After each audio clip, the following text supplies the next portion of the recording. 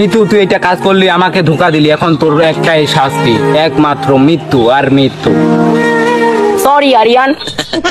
আরিয়ান আগে আমার কথাটা তো শুনো। দূর বারো ভাতারি, আজকে তোর কোনো কথাই শুনবো না, আজকে তোর মৃত্যু হবে এইখানেই। আরিয়ান আমি তোকে সত্যি সত্যি ভালোবেসেছি। দূর বারো ভাতারি, দূর পাদুরি।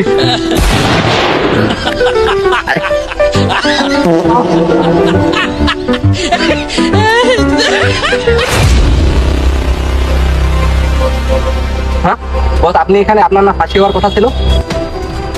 জিল্লু, তুমি তো তাহলে আমাকে চিনতেই পারোনি। কি যে বলেন স্যার, আপনাকে আমি চিনতে না পারি, আপনার নাম আরিয়ান বিল্লা।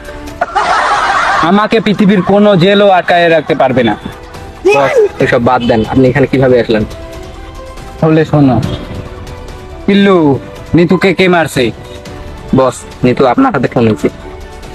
না না, নিতু আমার হাতে মারা যায়নি, আমার বন্দুক তো লোটে ছিল না, তাহলে ওই কিভাবে মারা গেল?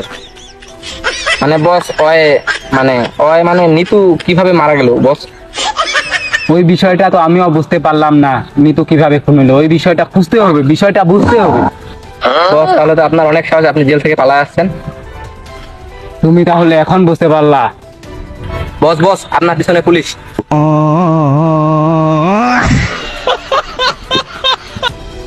আমি মাংস।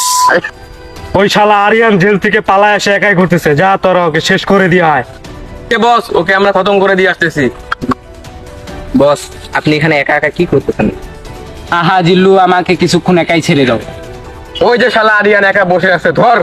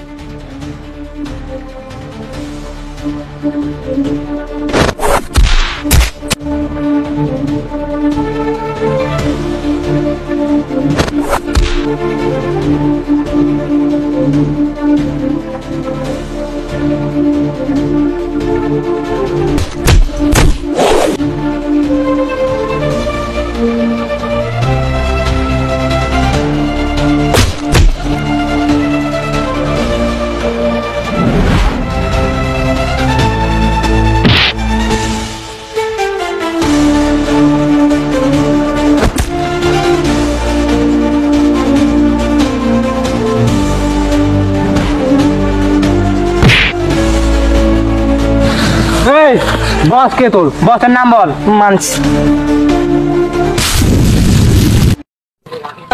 শালার গায়ে রক্ত নাই, শুধু পানি আর পানি। ওই জিল্লু। জি বস। এই চল বেটা, মানসকে ধরতে হবে।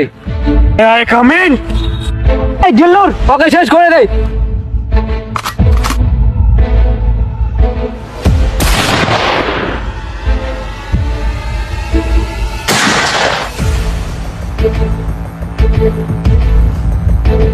আরিয়ান,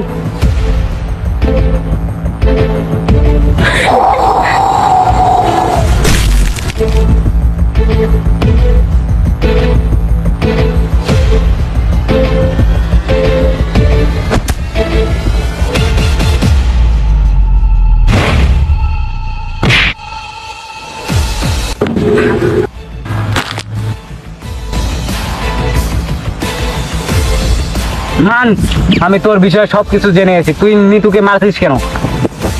তুই আমার দাদুকে মিটিং এ ডেকে মারছি দেখে। ও দাদু এক নাম্বার সন্ত্রাস ছিল, তাকে আমি পৃথিবী থেকে সরাই অনেক ভালো কাজ করছি। আবার কথা বলিস, তুই আমার নিতুকে মারছিস?